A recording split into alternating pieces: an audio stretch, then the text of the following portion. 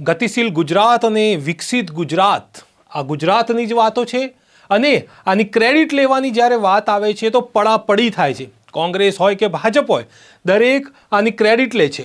ભાજપ પોતાના 30 વર્ષના શાસનની વિકસિત ગુજરાત અને ગતિશીલ ગુજરાતની ક્રેડિટ લે છે, પરંતુ જ્યારે વાત આવે છે શિક્ષણની તો બધા ભાગવાની વાતો કરે છે, જવાબદારીથી ભાગવાની વાત. કારણ કે વિધાનસભાનો જ આંકડો છે, શિક્ષણ મંત્રી કુબેર ડિંડોરે આંકડો આપ્યો કે 1606 શાળાઓ ફક્ત એક શિક્ષકથી ચાલે છે.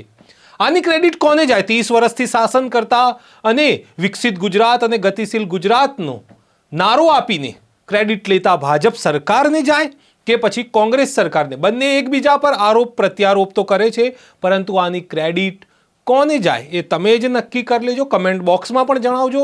પરંતુ આજે વાત એ ઉમેદવારોની કરવી છે જે આ ગતિશીલ ગુજરાત વિકસિત ગુજરાતના નારા વચ્ચે જે આ શિક્ષણની હાલત છે તેના કારણે પીસાઈ રહ્યા છે. ટેટ પાસ ઉમેદવારો છેલ્લા 8 મહિનાથી આંદોલન કરી રહ્યા છે. આ 8 મહિનાથી તેઓ આરોપ લગાવી રહ્યા છે કે અમારું માનસિક શોષણ થઈ રહ્યું છે. તેઓ 5 સપ્ટેમ્બર શિક્ષક દિવસના દિવસે ગાંધીનગર પહોંચ્યા હતા અને ત્યાં તેઓ રસ્તા પર ઢસડીને અટકાયત તેમની કરવામાં આવી હતી. ત્યારબાદ તેઓ વિદ્યા સમીક્ષા કેન્દ્ર પર બી પહોંચ્યા અને ત્યાં પણ તેમની હાલત એવી જ થઈ જેવી પહેલા 5 સપ્ટેમ્બરના દિવસે થઈ હતી. પરંતુ આ સરકારને આ ઉમેદવારોનો અવાજ ન પહોંચ્યો અને તેઓ અંતે વિનોદ રાવને પણ મળ્યા. પરંતુ ઇતિહાસના એક અઘરા પ્રકરણની જેમ દરેક અધિકારીઓ એક જ જવાબ આપતા. જેમ ઇતિહાસનું અઘરું પ્રકરણ ગોખવું પડે છે તેવી રીતે જાણે અધિકારીઓએ એક જવાબ ગોખેલો હોય કે જેટલી જલ્દી બનશે અમે ભરતી કરીશું. આ ભરતી વહેલામાં વહેલી તકે થશે, પરંતુ કેટલામાં વહેલી થશે? કારણ કે વહેલું એટલે કેટલું વહેલું? હવે આ ટેટ પાસ ઉમેદવારોએ એ પૂછવું જોઈએ કે 8 મહિનાથી વહેલું નથી થયું તો આ વહેલી તકે જે ભરતી કરવાની છે એ કેટલી વહેલી તકે સરકાર માટે કેટલી વહેલી છે? 1 વર્ષ વહેલી તક છે કે 2 વર્ષ? આ વહેલી તક એટલે કેટલી વહેલી તક? આ ઉમેદવારોએ હવે આ પૂછવું જોઈએ, કારણ કે 8 મહિનાઓથી તો હજુ જલ્દીથી જલ્દી વહેલી તક આવી નથી. હવે આ વચ્ચે જ આ ટેટ પાસ ઉમેદવારોએ ગંભીર આરોપ લગાવ્યો છે અને તેઓ કહી રહ્યા છે કે સરકાર છેલ્લા 8 મહિનાથી અમારું માનસિક શોષણ કરી રહી છે. તેમજ તેઓ પ્રતિજ્ઞા પણ લઈ રહ્યા છે કે હવે અમે આ ભાજપ સરકારને વોટ નહીં આપીએ. આવી વાત તેમણે કરી છે. આપ સાંભળો કે એક મહિલા ઉમેદવાર કહી રહી છે કે સરકાર છેલ્લા 8 મહિનાઓથી એટલે કે જ્યારથી આંદોલન ચાલી રહ્યું છે ત્યારથી તેમનું માનસિક શોષણ થઈ રહ્યું છે. તેમજ કંઈ તેમને મરવાનો વારો ના આવે તેવી પણ તેમણે વાત કરી. આપ સાંભળો. પહેલા કોઈ મહિલાઓ ઉપર 6 મહિનાથી બળાત્કાર થતો હોય, શારીરિક શોષણ થતું હોય તો એ વ્યક્તિ પોલીસ સ્ટેશને જશે, કમ્પ્લેન લખાવશે, કેસ ચાલશે અને એને ન્યાય પણ મળી જશે. પરંતુ છેલ્લા 6 મહિનાથી ગુજરાત સરકાર ટેટ પાસ ઉમેદવારનું માનસિક શોષણ કરે છે તો ક્યાં જઈને ફરિયાદ કરવી? કોને જઈને ફરિયાદ કરવી? કેમ કે માનસિક શોષણ કરવાવાળા સત્તા ઉપર બેઠેલા છે. 6 વર્ષ પછી ગુજરાત સરકારે ટેટની એક્ઝામ લીધી છે.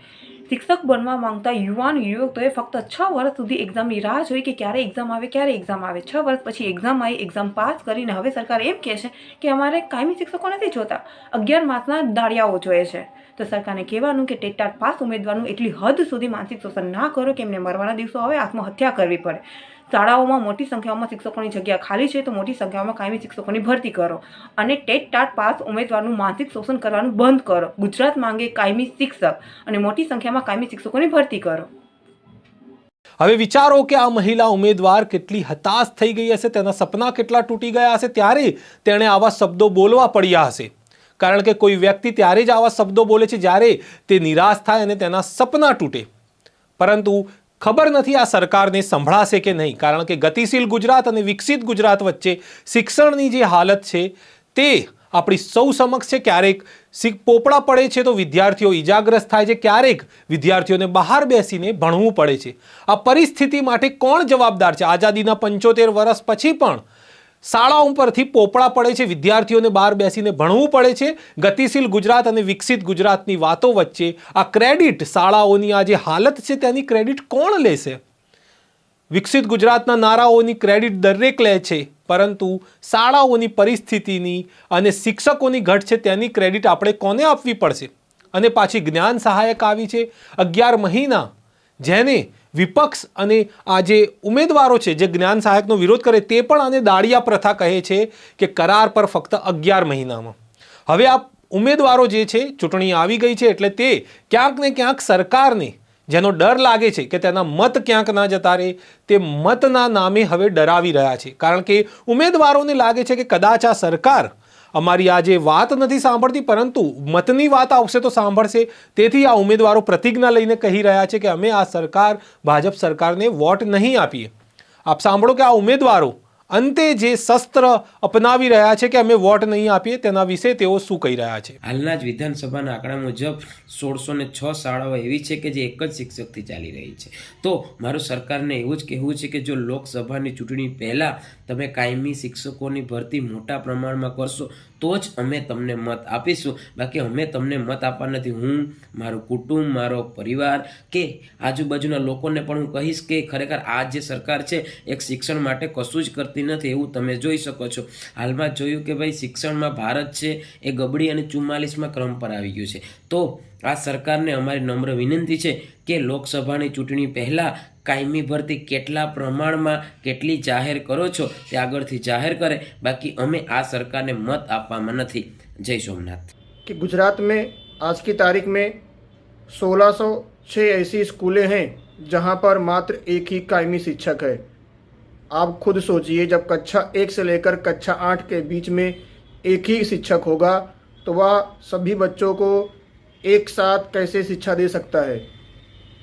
वह कौन सी कक्षा में पढ़ाएगा, कौन सा विषय पढ़ाएगा. जब कुछ निश्चित ही नहीं होगा तो वह कैसे पढ़ा सकता है. और दूसरी तरफ देखा जाए तो टेट टाट पास गुजरात के भावी शिक्षक जो हज़ारों की संख्या में हैं. हम पिछले 8 महीनों से गुजरात सरकार से यही मांग कर रहे हैं कि जितनी भी खाली जगह हैं कक्षा 1 से लेकर कक्षा 12 तक सभी माध्यम में कायमी शिक्षकों की भर्ती कीजिए, जिसके कारण गुजरात के शिक्षण का स्तर और गुजरात के आने वाले भविष्य में सुधार होगा. तभी हम विश्व गुरु बन सकते हैं, अग्रसर गुजरात बन सकते हैं और गुजरात को आगे ले जा सकते हैं. लेकिन सरकार ऐसा कुछ करना नहीं चाहती है. बार बार हमको एक ही बात दी जाती है कि हम भर्ती करेंगे, लेकिन कब करेंगे, कौन से माध्यम में करेंगे, कितनी करेंगे, कुछ भी पता नहीं है. तो हम सरकार से फिर से 2 हाथ जोड़कर विनती करते हैं कि जितनी भी खाली जगह है आपके आंकड़े के हिसाब से सभी माध्यम में कायमी शिक्षकों की भर्ती जल्द से जल्द कीजिए. તો હાલ તો ગતિશીલ ગુજરાત અને વિકસિત ગુજરાતમાં જે શાળાઓની હાલત છે તે તમારી સામે વારંવાર આવતી જ રહે છે. એટલું જ નહીં, પરંતુ અમદાવાદ હોય, સુરત હોય કે રાજકોટ હોય, જે વિકસિત શહેરો છે તેની થોડેક દૂર તમે 20 કિલોમીટર કે 25 કિલોમીટર દૂર ગામડામાં જાઓ તો ત્યાં શાળાઓની જે ગંભીર હાલત છે તે પણ તમારા સામે સમાચાર માધ્યમોથી સામે આવતી રહે છે. પરંતુ સરકારે પોતે પણ સ્વીકાર્યું હતું કે 1606 શાળાઓ એક શિક્ષકથી ચાલે છે. જે અગાઉ આંકડો જે રજૂ કરવામાં આવ્યો હતો તે 700 શાળાઓનો હતો. વિચારો કે 700 શાળાઓ હતી અને હવે ડબલથી પણ વધુ શાળાઓનો આંકડો થઈ ગયો. એટલે આપણે કઈ તરફ જઈ રહ્યા છે? 700થી આ જે શાળાઓનો આંકડો છે તે ઓછો થવો જોઈતો હતો કે 500 શાળાઓ કે 300 શાળાઓ એક શિક્ષકથી ચાલતી થવી જોઈતી, પરંતુ થયું એનાથી ઊંધું.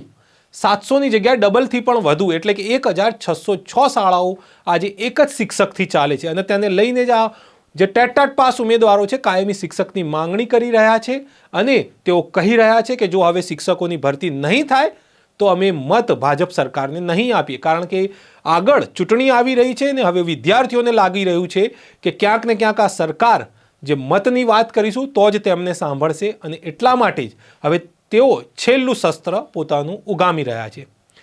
હાલ તો વિકસિત ગુજરાત અને ગતિશીલ ગુજરાતમાં શાળાની હાલત અને શિક્ષણની હાલત તમને ખબર જ છે. તમે રાજ્યમાં શિક્ષણની હાલતને લઈને શું માનો છો અને શું પરિસ્થિતિ છે તેના વિશે અમને કમેન્ટ બોક્સમાં જરૂરથી જણાવજો. ફરી મળીશું એક મહત્ત્વના વિષય સાથે. ત્યાં સુધી નમસ્કાર.